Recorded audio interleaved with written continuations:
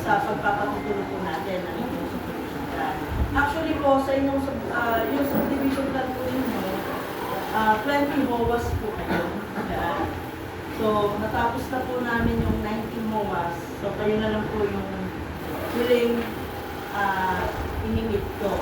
No? Ito na yung pagpupulong natin. Patungkol po dito sa ating agenda, nukol po sa subdivision plan and sa titling process po natin. So, tapos na po kami sa Malcolm Cats Federation, dito po sa Los Biminda, at saka sa Los Biminda Federation. So, ang iba na lang po yung kasanisan, dahil nga syempre, kailangan nyo nang mag-meet, no? Yung schedule po namin, schedule din po namin yung mga officers, at kayo din po. Okay, sige po, unang-una po, sino na po dito ang nakapulipid? Sino na po ang mga nagbabayad? Ang gawin po yung magbabayad, installment. Sino pang hindi nagbabayad? Marami. So lahat, bayad na? Lahat awarded na? Tama po ba? Okay, so medyo siguro nagtataka kayo. Fully paid na kayo, pero wala pa kayong narinig tungkol sa title. Tama? Pero narinig ninyo noong December 5, SB Park, nag-release po kami ng 250 titles. Dito naman po sa Sector A1 and A2. Katabi lang po ninyo yan. Pagtawid po ng Pinandes, papunta po ilang-ilang, tapos nag-Commonwealth, dito yung Sector A1 and A2. So sila naman po kasi ay nauna. No? Nauna po tayo nag-approve ng subdivision plan. So kayo po, ang inyong subdivision plan ay na-approve ng PNP. Ha?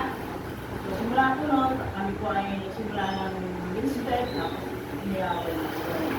So bakit wala pa si titling? Meron po kasi tayong kailangan ayusin sa inyong subdivision plan. Okay? Medyo technical po kasi yun. No? Pero ito pong pag-aayos na to, pagkatapos po na maayos natin yung konting problema po ng inyong subdivision plan, papunta na po tayo sa titling. Paano ko nasabi yan? Kung kilala ninyo si Nanay Lucy, namaya pang si Nanay Lucy de Jesus, okay? No, nung 2018 pa lang, talagang pinukulit niya na ako. So ako, inayos ko naman, no? May mga inayos ako, lalo na po yung mga tax declaration. Kaya lang, medyo ang naging problema ko kasi namin, paano namin pupunduhan yung titling fee, no, sa RD, kung yan po ay lalampas ng 500,000. Alam niyo naman po sa gobyerno, diba, napakaligpit, naglabas ng pera. Ang per tranche po namin is 500,000. Pero yan naman po ay nasolusyon na. Kaya nga po, lumabas na po yung 1,700 titles ng Sector A1 and A2, kaya po kami nakapag-release, no? First batch pa lang yan, and baka po sa July, tuloy-tuloy na po yan. May second batch na po ng awarding. So, 250 rin mo ulit yan. Hindi po na po namin yung mga fully paid accounts po ng Sector A1. So, ganun din po sa inyo. Okay, meron po tayo kailangan ayusin sa inyong subdivision plan. So, ito po ay nangangailangan ng pagbabago, no? Sa buong subdivision plan po ng Kasanisan HOA, ng Malcolm Cats at ng Los Biminda. So, nakuha niyo po, no? So, uulitin po natin yan para po maayos yung problema at magdire-diretso po tayo sa titling. Pero, syempre po, no? Pag yan po ay inayos ng ating consolidator na si Engineer Oliver Viñas, siya pa rin naman po, no? Siyempre po, parang sasakyan yan, no? Pag sinabi mo may gagawin siya, may katulungin siya, meron po yung katapat na, siyempre bayad. So magkano po ba yung kailangan natin i-prepare para po maayos ang ating subdivision plan at nakarating na tayo doon sa titling process. Ang kanya pong, ito po nga ito, ano niya lang? Ito. So, ito po yung kanyang proposal para po sa pag-aayos ng subdivision plan.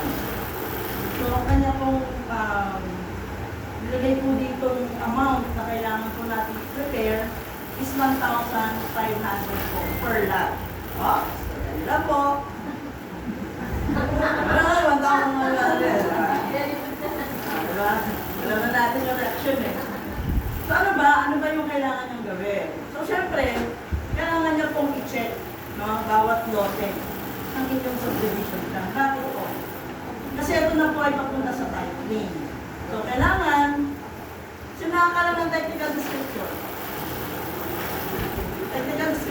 doon po, no, kung paano din i-describe, no, yung inyong mga lote. Kung gaano siya kalaki. Ha? So yun po, kailangan niyang i-check. Isa-isa yan. Kasi bakit? Yung pong inyong technical description ngayon na kanyang i-generate, papunta na po yan sa title. Kung ano mo yung nakalagay sa technical description, yun po yung magre-reflect sa title. Okay? So, kailangan niyo po i-check yan. Siyempre, na-checking po yan ng mga boundaries, no, na yung lote, na dapat po sarado lahat ng lote. No? Pag may mga narinig kayo, dapat close polygon po ang inyong mga lote. So, lahat po yan tatrabahuin niya po. No? Sa halaga po na 1.5. Okay? There's more. At dahil po sa 1.5 na yan, nakakaloob din po dyan yung tinatawag nating ETD. Familiar sa ETD? Hindi po. So kanina, TD. No? Ngayon, may dadagdag po siyang trabaho na napaka-importante. Yun po yung tinatawag nating ETD. O ngayon po, di ba, email. Diba? Ano yung sabihin ng E? Electronic. Pag sinabi mo natin electronic, ano na yan? Medyo, yun, high-tech na yung datingan. Transmittal na lang yan, pasok sa system, generate. Boom! Yan na. Okay, ano bang advantage nitong ETD na to? Dati po, ang sistema po natin, pag nagpapatightening tayo, sinasabit po namin yung technical description. Pag sinabi mo natin technical description, nasa papel. Ha? Adyan, nakatype. Sabit namin yan, subdivision plan, saka yung not description. At sabit namin sa RD. Gagawin ni RD,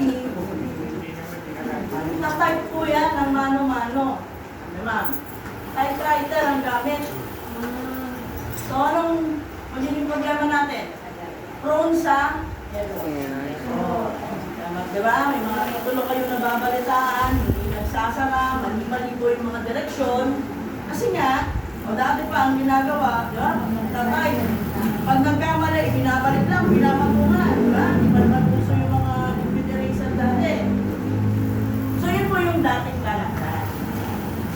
So, sample ko lang po, yung subdivision plan po, kilala niyo po sa ating mayat po naman. No, yung ating presidente po ng PCC. Ang kanya pong lote, no, dalawa silang MOA doon. 114 na. Nilakad po namin yan 2011. So, lumabas po yung title 2013. 2011, 2012, 11, 12, 13. Nabot po kami 3 taon. So, kayo po ni Ma'am Lina, no, yung naglalakad mo, nagpapatitle. So, yung bumabalik kami sa RD, parang lang po, yung 1,014 titles po na ano, ay, for typing pa po, 114 titles na po yun. So, 3 taon ho yun. 114 titles, nabot kami 3 taon. Ngayon, ano na, ayan na, for printing na, then, yan na, lumabas na. So, ang inyong pong subdivision plan ay nagko-consist po yan ng 1,500 plus. Almost 1,600. So, imagine nyo, pag kami ay nag-submit, dadaan tayo dun sa lumang proseso, sa tingin ninyo, ilang taon po aabot niya eh? Ulit. Kapag hihintay ninyo sa title. No? Kasi yung 114, nabot ng 3 taon. Mag-ratio and proportional na sana, di ba? Yung 1,600, kaya. So, di ba? Very obvious naman po na talagang tatagal. Ang tanong eh, baka na-tired na ako noon, di ba? 13 years, more than 13 years pa. So, ito naman po yung advantage ng ETD. Bakit po? Kasi ang gagawin po natin, pag po naayos ng subdivision plan, naayos na po namin lahat ng dokumento, pag po yan ay pinasok namin sa RD, syempre babayaran po namin yung cost ng individual section. NGC po yan. Kaya kayo maalalahanin dyan. Pag nabayaran na mo natin yan, yung pong resibo, no, na amin namang makukuha, bibigyan mo namin ng kopya si audit. So kung kayo po ay bayad na dito sa 1.5, dapat po, natrabaho na po ni Olive yung ETD po na tinatawag natin. So, pag nabigay na namin siya, makikita niya doon, may reference number yun. So, ang gagawin niya, pagtapos na, check niya na lahat ng ETD, yung reference number na yun, yun yung gagamitin niya, itatransmit na ngayon yung ETD. So, digital copy ng technical description. Magpasok sa RD, papasok na naman yan sa system. Pero syempre, it will take time, no? Kasi hindi naman mabilisan niya na ano. Syempre, i-generate ngayon ni computer yung almost 1,600 na title. Oh, ito po, based on experience namin. Last year lang namin pinatituluhan ang Sector A1 and A2. Inabot lang po yan ng 4 to 5 months. Lumabas ang 1,700 items. May error pa rin, pero madali na lang masolusyonan yung error. May pagkakamali sa RD, meron kami 13, no, na binali kasi may mali. Pero, yung 2 weeks, 1 month, naibigay na sa amin yung tama. May pagkakamali pa rin sa surveyor, sorted ko ang surveyor, may 4. Ito po, may pasok na rin namin for correction na rin. Pero, majority ng 1,700 lumabas. And kami po ay nakapag-award na, di ba? Oh, within the year, nakapag-award kami, December, ng 250. Okay po. So, yun po yung advantage ng ETD. Na yun naman po, kasama ng tatrabahuhin ng inyong contributor. Kung matatandaan po nyo dati, ang binayaran nyo ay 500, tama? Per lot. Kaya kasi, subdivision pa lang yun. Pero ito po, medyo, kumbaga yung projection po na ginawa na ni Ma'am Olive, 1,500, pero hanggang ETD na po. Okay? Ano ba naman ang presyo ng bilhin ng 2040? Presyo din ang bilhin ngayon. Siyempre, nagtataas po yan. So, yun po, no? Yun po yung coverage ng 1.5. Po, naintindihan po ba? Mahal ba? Mahal ba yung 1.5? O okay lang? Justifiable naman dito sa scope of work na gagawin? Okay lang po ba tayo? Okay, sige, maraming salamat po, no? Ito naman din po yung ako sa office. Kasi sabi ko nga po sa inyo, panahon pa po ni Nanay Lucy, kasi siya po yung masugod ko yung nakakulis sa akin doon. Mamatay na lang ako. Mamatay na siya. Wala pa rin talaga yung title. Pero yan po, actually itong mother title, itong tax declaration, yan po kasi yung yung mga kailangan natin para may pasok yung salary. At itong tax clearances po, naayos na po yan natin. No, dati, yung mga tax declaration ninyo, hindi pa yan naka-RP. So, nilakad po namin yan parang ERP at ma-exempt po yan sa tax. No, hindi na po tayo nagbabayad ng amilyar dahil yan po ay government property. So, yung mga walang address natin na hindi ma-print ng clearance, nagpapiprint na po yan kasi nakumpleto na rin po natin. So, kami po sa office, maghihintay na lang po kami ng ma-approve. Actually po, last week lang, pinareceive na po namin sa DNR yung cancellation na po nung dati natin sa DNR. So, sabi nila, 2 weeks daw po yan para ma-cancel. So, after po ma-cancel yan, dapat hanggat maaari, kaya tapusin na ni Olive yung panibago natin sa membership plan, natapos na, then maipasok, no? Para ulit sa evaluation and approval. Pag yan ay na-approve, so kami naman po yung gagalaw na pagdating naman po sa title. Okay? So, bali ang mangyayari lang naman po kami dyan, magbabago lang naman yung ating subdivision plan number. No? Na yan po ay sinisimulan po ng gawin. Kasi sa amin naman po yun, no? Sa LIS natin. Siyempre, di po ba yung inyong ina, no? Ang subdivision plan number 15035. Tama? So ngayon, pag may lumabas na pong bagong subdivision plan, yun lang naman po ang maaasahan. Okay, pero yan po ay problema na naman yan. So kami na po ang mag-aayos yan. So kayo, ito mo ha, wala po akong sinasabing tumigil sa pagtulong, wala po tayong pinag-uusapang tumigil sa pagpapayan. Dire-diretso lang po tayo. Hindi po nagbuhulugan, sige na po, dire-diretso lang po yan. Kasi pag kayo po ay lumipan, makakapunan po yan, no, ng penalty. So wala tayong pag-usapan, ito lang po, ang pakikisap ko. Kasi, Ate Emmy, dahil nga po sa lumabag po ako ng ano dito sa may Busbilida. Actually, mga napag-usapan nila, first deadline nila is March 15. Pagkitin ko lang muna yung mode of yung manner of payment. Ginawa ko lang sa ito. Sige, 50% down payment before the preparation of amended consolidation, subdivision, survey plan. Ano ibig sabihin na ito? Kailangan sa inyo, sa membership ninyo, makakuha si Olive ng 750 per tao, per beneficiary.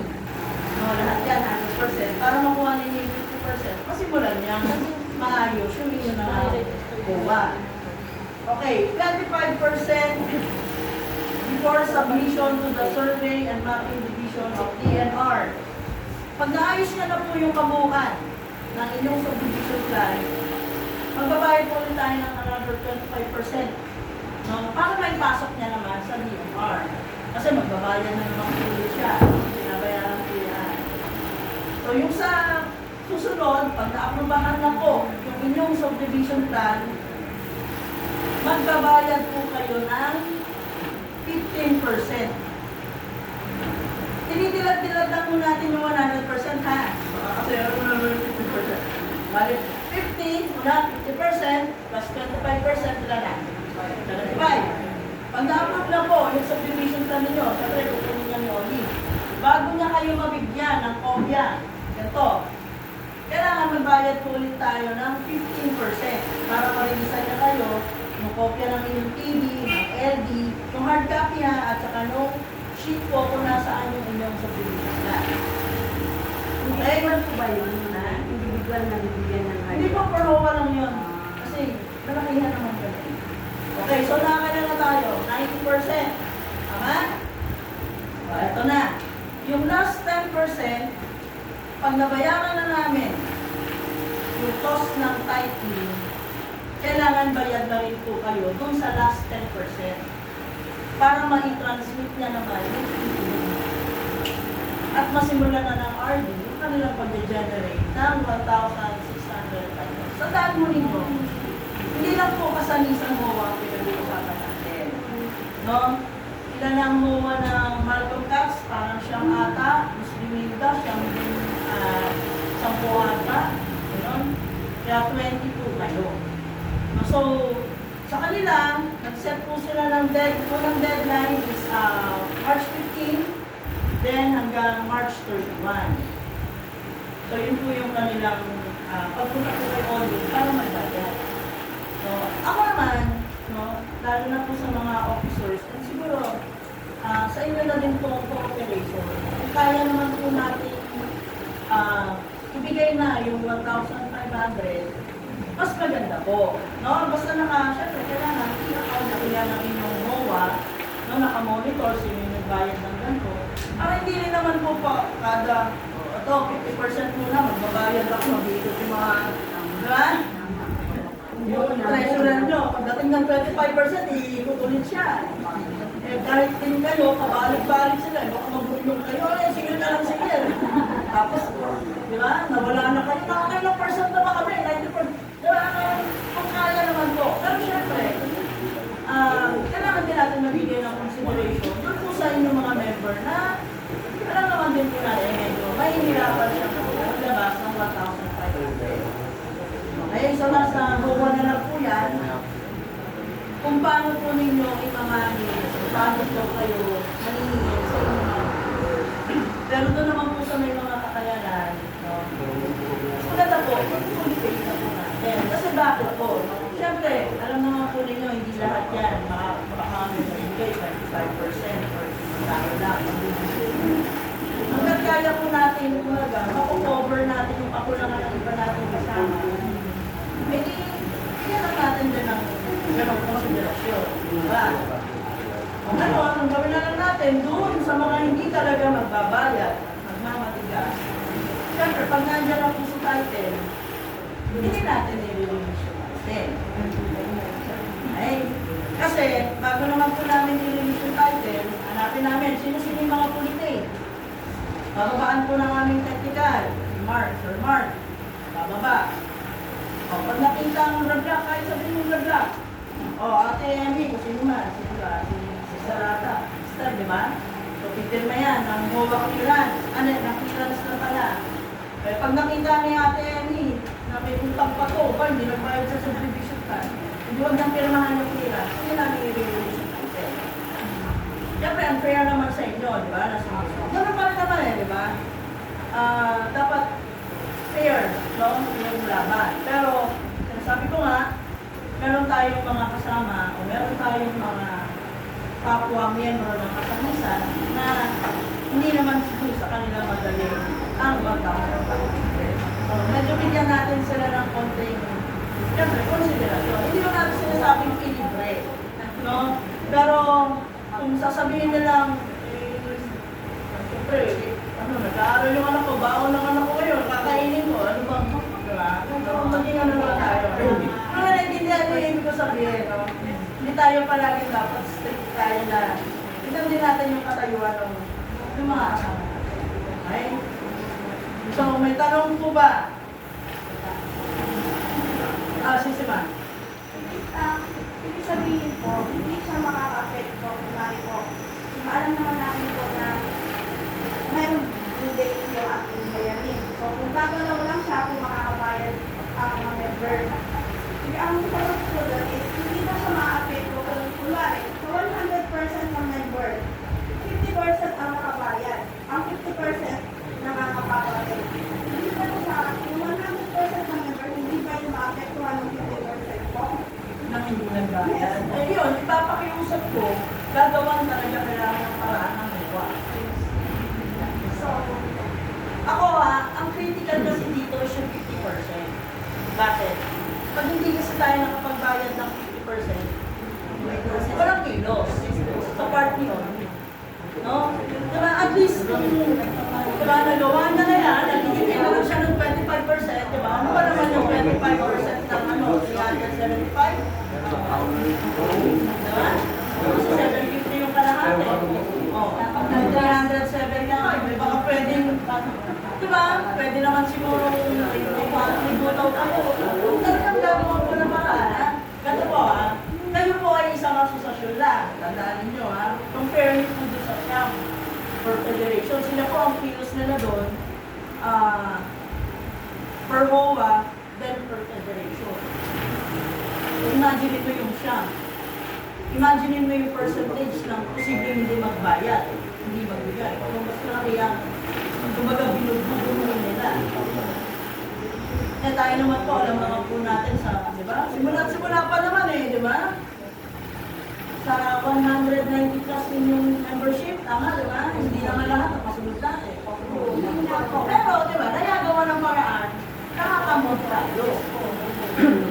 So, yun po yung medyo challenge sa HOA, no? Tsaka siguro sa inyo na rin. Kaya nga po, yung sinasabi ko po sa inyo, kung kaya naman po, as much as possible, makapagbayad na tayo dun sa 1.5, kaya na naman talaga.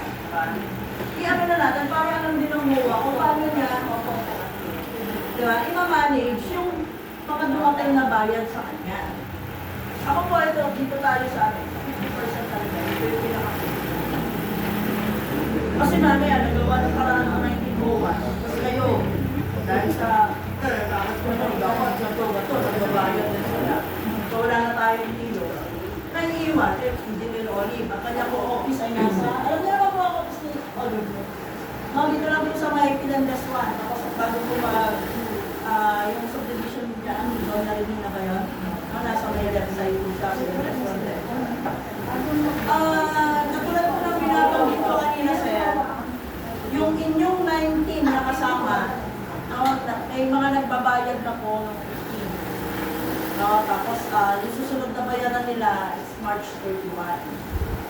So, yun po yung ano nila. Yun po yung schedule nila. Ngayon, dahil po sa ngayon lang naman din po ako nakababa, pwede naman mag-start kayo ng March 31 kahit hanggang April 15. Kasi kung hindi pa naman kayo bayan, may 19 pa naman siyang tatrabahuin. No? Ay, panghuli na. Ang importante, bago dumating sa HOA ninyo, kumbaga, ibigay na natin kay Olmi yung dapat niyang makuha para mas malala kasi baka mangyari. Kumbaga, hindi natin